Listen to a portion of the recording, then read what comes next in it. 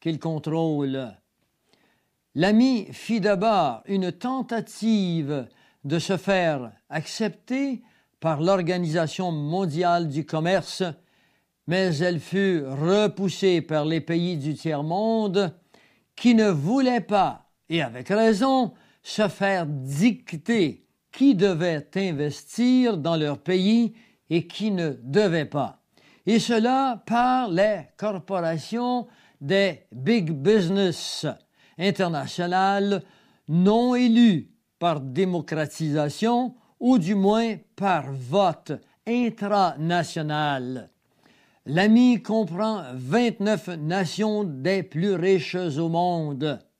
Et une fois signé, les pays les plus pauvres se font tordre les bras un par un sous la menace du refus d'accès au capital étranger. Encore une fois, la stratégie fantôme aura réussi et en 2 ans de négociations secrètes, si l'opposition fut absente, c'est que les citoyens et les élus en furent gardés dans l'ombre. L'opération en fut une des gouvernements et des bureaucrates. L'AMI permettra aux individus et au monde des affaires étrangers les mêmes droits que ceux des Canadiens et de tout autre pays. Le traité, par exemple, rendrait impossible aux législateurs canadiens, qu'ils soient fédéraux ou provinciaux, d'améliorer les standards environnementaux par crainte de poursuite par les corporations multinationales opérant sur le territoire canadien ou pas. Ce traité pourrait renverser un siècle de progrès social en transportant la production dans les pays qui permettent, par exemple, l'exploitation et le labeur des enfants, sachant que rien ne peut empêcher leur production d'entrer dans les pays membres. Ce sera là un monde virtuel sans frontières, réglementé par les plus puissantes banques centrales commerciales et les compagnies multinationales. Souvenons-nous que les rois sont tombés, mais ils se sont relevés sous forme de corporations ayant comme peuple et géographie la terre entière. L'AMI est l'invasion massive des internationalistes déguisés en bienfaiteurs, avec bien sûr la permission des gouvernements de s'emparer des biens, des droits, des avantages gouvernementaux sans être restreints par les lois sociales, culturelles et plus encore soustraits aux poursuites légales alors qu'ils peuvent, eux, poursuivre tout groupe d'opposants incluant mon gouvernement ou le vôtre. Pendant que le peuple travaille, la ruse et la trahison ont fait la noce. L'AMI est le reflet parfait de la pensée et de la puissance des créateurs de crédits à fondement mensonger, puisant dans le néant des sommes colossales, payées sans fin par ceux qui œuvrent à réduire leur misère et qui n'ont pas eu le temps de penser et ont ainsi hypothéqué sans espoir les petits-enfants de leurs petits-enfants.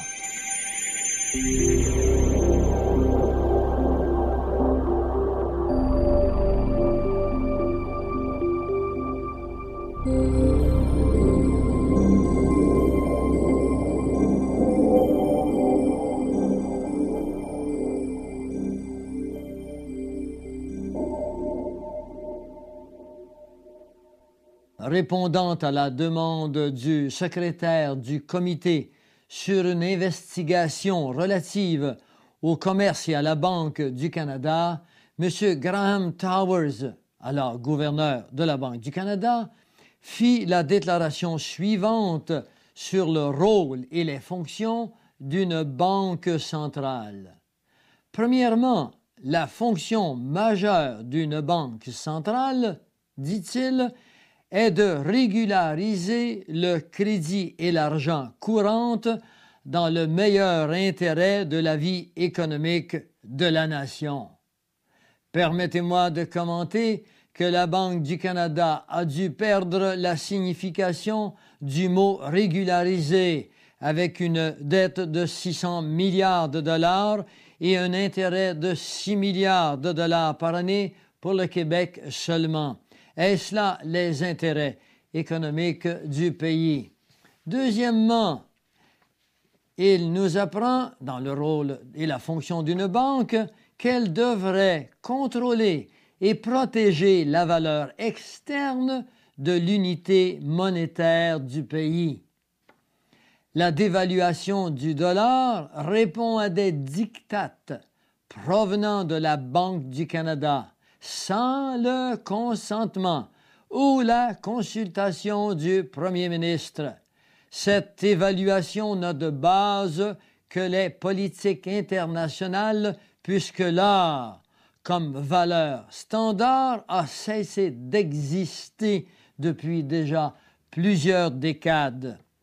Troisièmement, nous dira-t-il, la banque devrait être une source de données expérimentées et de conseils impartials à la disposition du gouvernement.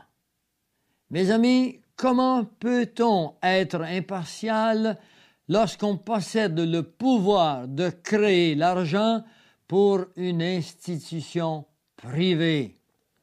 Quatrièmement, une banque centrale, nous dit M. Towers, devrait pourvoir la machine nécessaire pour une coopération avec les institutions des autres pays. Les institutions des autres pays sont également des banques privées travaillant dans leurs propres intérêts aux dépens du pays qui consent à emprunter des argents crédits d'eux qu'ils devront garantir par leur labeur et leur richesse naturelle. Je voudrais maintenant attirer votre attention sur la conclusion de M. Graham Towers, qui était alors, je le répète, gouverneur de la Banque du Canada. Voici cette déclaration très extraordinaire, étonnante, mais bien sûr déconnectée de la réalité de son application. Il dira, par tous les moyens possibles, la Banque centrale devrait utiliser son expérience au service de la communauté, sans le désir ou le besoin de faire du profit une considération première. Mes amis, comment M. Towers pouvait-il faire de telles déclarations quand dans le même manuel, dans le même interrogatoire, il déclare que c'est l'affaire des banques que de créer de l'argent par la pointe d'une plume, une entrée dactylographiée sur une carte ou dans un livre, comme une usine d'acier, dit-il, fait de l'acier. Si nous nous fions à M. Don Mazenkoski, ministre des Finances en 1993, la somme totale des argents en circulation en 1993 était de 23 milliards 490 millions de dollars et que la somme totale de la masse monétaire était de 561 milliards et 530 millions. D'où vient donc ce surplus? Il vient en existence par les opérations bancaires, c'est-à-dire sous forme de crédit ou d'argent créé à partir du néant par des demandes d'emprunt. Il entre en circulation sous forme d'argent dette. Et si vous additionnez les sommes d'argent en circulation et les sommes données en crédit, vous n'y trouverez pas assez d'argent pour payer la dette du pays. Je voudrais répéter en vous disant que si tous les Canadiens additionnent tous les argents qu'ils ont, il n'y a pas assez d'argent pour payer la dette du pays. Les banques peuvent créer des crédits inépuisables contre des ressources épuisables portant des intérêts épuisants qui sont le fruit du passage du temps et non de l'échange de biens consommables et de services nécessaires et essentiels à la vie de notre société.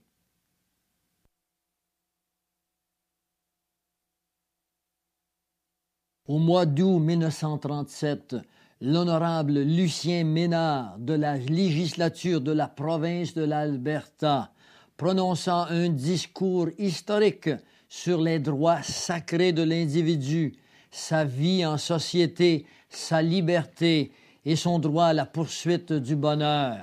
L'honorable Ménard commenta également le rôle des institutions pour le service des individus en tant que base de la loi naturelle de l'ordre social appelée démocratie. Monsieur Ménard, commentant sur l'acte bancaire, défia les banques de prouver qu'ils aient, sous cet acte, le droit de monétiser le crédit de la province. Il dira s'il y avait quelque chose dans l'acte, le dominion, ou c'est-à-dire le fédéral ou le gouvernement, n'a pas le droit de le placer là, car ils ne peuvent donner un tel pouvoir aux banques. Référant à l'esprit de la Constitution, il déclarera « Nous avons vu dans les quelques années passées la dette des provinces augmenter jusqu'à ce qu'elle soit devenue impayable. Ceci continuera à se détériorer à moins que les provinces retrouvent le droit qu'ils avaient avant la fédération, c'est-à-dire d'utiliser leur propre crédit plutôt que d'emprunter et de s'engouffrer plus profondément dans les dettes. Il ajouta, si les banques maintiennent que c'est leur droit et leur seul droit que de voir aux intérêts des gens de cette province, il est temps qu'ils commencent, car ils ne l'ont pas fait jusqu'à présent. Nous avons vu jusqu'à maintenant, dit-il, très peu de liberté économique, et la démocratie ne peut exister sans la liberté économique. La Confédération ne pourra continuer. C'est toujours M. Ménard qui parle. La Confédération ne pourra continuer si les banques continuent à violer la Constitution. M. Ménard parlera du droit à la vie et qu'aucune législation n'a le droit de passer des lois en contradiction aux lois divines. Plus spécifiquement, il ira plus loin encore en disant « Aucun homme n'est obligé d'obéir à des lois humaines qui contredisent des lois divines. »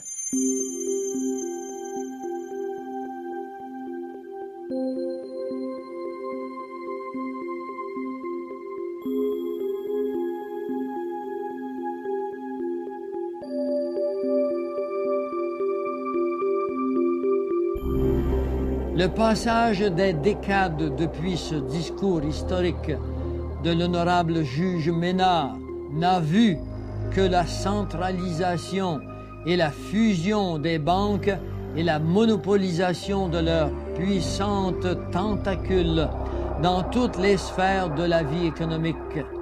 toujours en s'appropriant la monétisation des crédits qui fait de ces mesures un système qui confisque la richesse naturelle d'une nation et possède l'audace de réclamer toutes les énergies que la vie humaine peut offrir.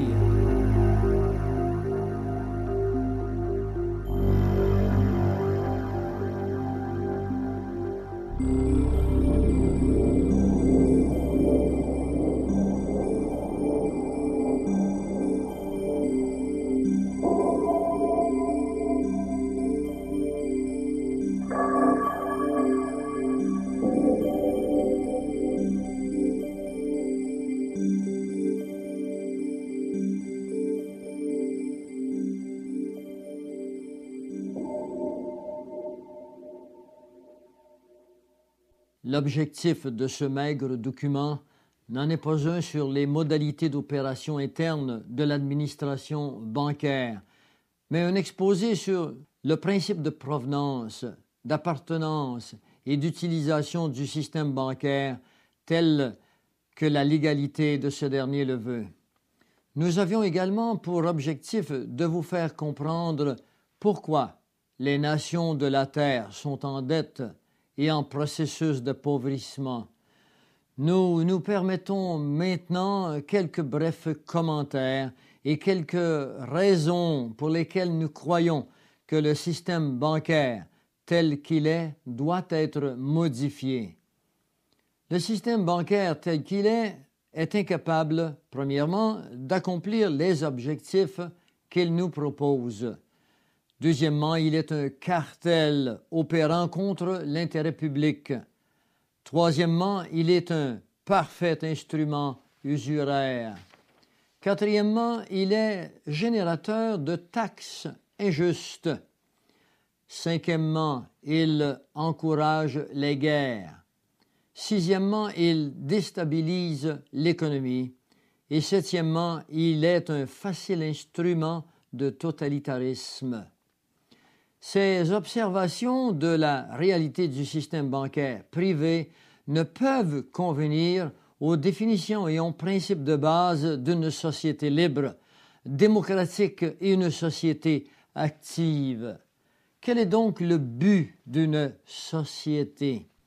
Premièrement, le but d'une société, c'est de donner aux individus qui la composent la possibilité d'atteindre, par la coopération de leurs efforts, des résultats qui leur seraient plus difficiles ou impossibles autrement. Deuxièmement, quel est donc le but du système économique?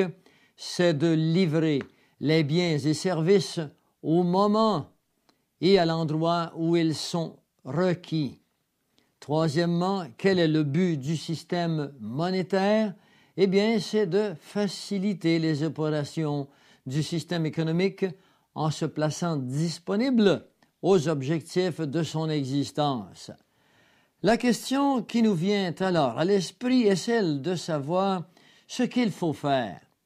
Il n'existe d'autre solution efficace que d'exiger de nos représentants législatifs un retour immédiat à la loi constitutionnelle qui donne au gouvernement canadien le droit exclusif de créer les crédits nécessaires aux provinces pour les biens et services de ses citoyens, seuls détenteurs des richesses du pays.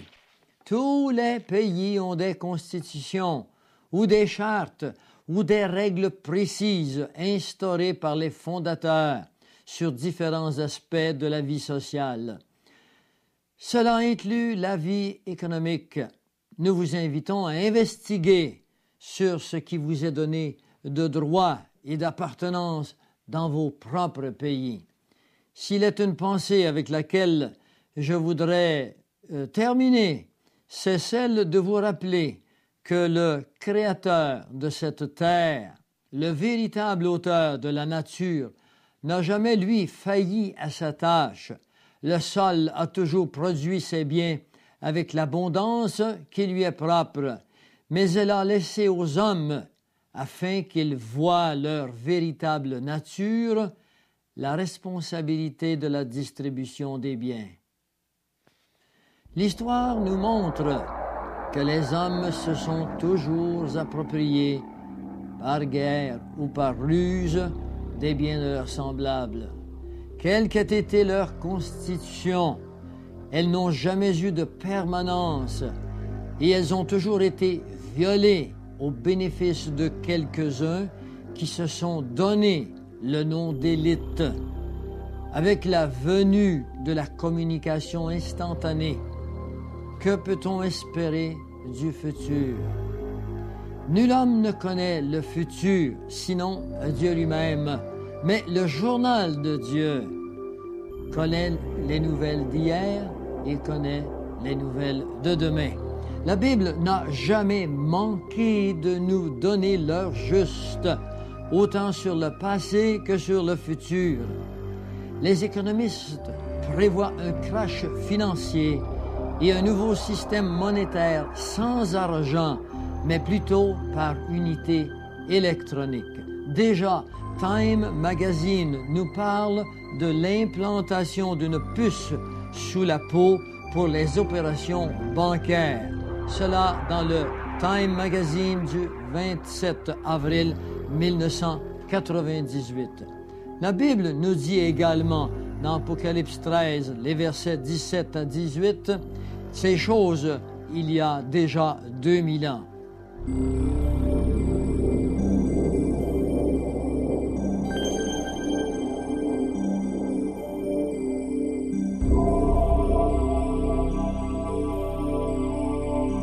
Les politiciens nous parlent d'un gouvernement mondial avec la perte de nos nationalités pour un contrôle totalitaire. La Bible nous avait déjà donné ces notions il y a 2600 ans par le prophète Daniel au chapitre 7, le verset 23. Il nous dit que la bête, c'est-à-dire le gouvernement mondial, régnera sur toute la terre et la brisera. La Bible nous dit qu'à la fin des temps, la connaissance augmenterait. Depuis quelques années, les scientifiques déclarent que la connaissance double aux 5 ans. Elle nous annonce le retour des Juifs dans leur pays. Israël devint une nation en 1948 et plus de 5,5 millions de Juifs y sont retournés. Cette prophétie, comme les autres préalables, se sont accomplies. La Bible annonce aussi une chute monétaire. Dans Ézéchiel 7, au verset 19, il nous est dit « Ils jetteront leur argent dans les rues, etc. Leur argent et leur art ne pourront les sauver. » Cette prophétie ne s'est encore jamais accomplie, mais elle est dans un presque présent. Les économistes avertis, je pense par exemple à Don McAlvany Financial Report, savent que les dettes des nations sont déjà devenues un fardeau insupportable. Le prophète Habakkuk nous annonce ce malheur financier de la fin d'une époque appelée temps de la grâce.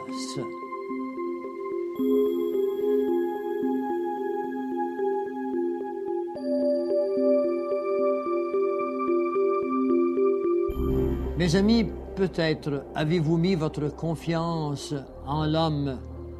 Peut-être avez-vous mis votre confiance dans vos biens. Si vous croyez que le passé est garant du futur, eh bien, souvenez-vous de ce que personne ne se doutait en 1923, alors que la monnaie allemande fut entièrement dévaluée. On se présentait à la banque avec des billets pour en peser leur poids, sans s'occuper des numéros qui étaient sur les billets. Souvenez-vous de ce que personne ne se doutait en 1929, la crise financière qui fut, comme nous vous l'avons montré, entièrement instaurée par les maîtres de l'argent, par ceux qui mènent notre monde et ceux qui ont déjà planifié ce qui allait arriver sur notre monde.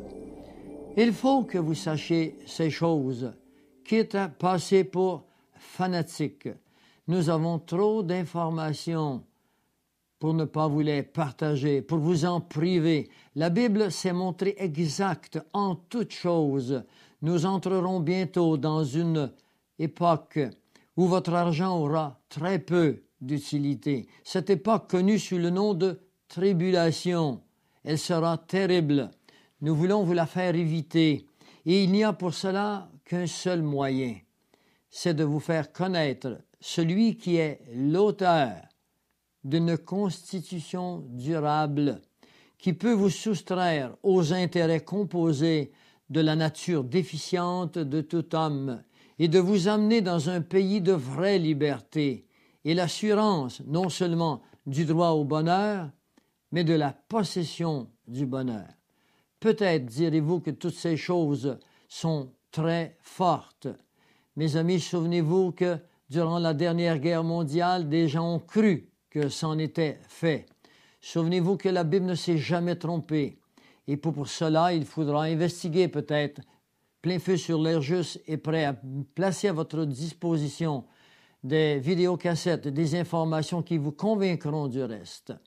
Maintenant, je vous invite à écouter avec moi le merveilleux plan du salut, afin que vous sachiez que tout homme doit être sauvé s'il veut éviter les événements qui viennent. Mais on ne peut être sauvé si on ne sait comment. Je vous invite maintenant à explorer avec moi quelques versets qui vous donneront leur juste sur ce que Dieu lui-même vous met en garde et ce que moi, en tant que croyant, je vous mets en garde en vous donnant sa règle du jeu à lui.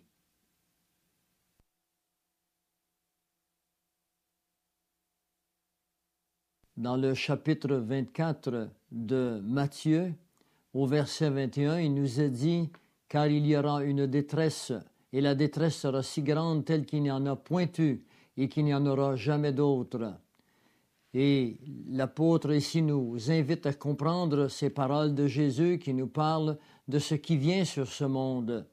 Et peut-être que vous ne le comprenez pas, ces choses, parce que vous ne pouvez les vérifier. Je vous invite à lire avec moi un autre verset dans Daniel 12, le verset 10, où il nous est dit « Plusieurs seront purifiés, blanchis, épurés. Les méchants continueront à faire le mal, et aucun des méchants ne comprendra. Mais ceux qui auront de l'intelligence comprendront. » Ce verset nous est en train de nous dire que les méchants, ce sont ceux qui ne comprennent pas la parole de Dieu. Ce sont ceux-là qui n'ont pas accepté Christ comme sauveur personnel.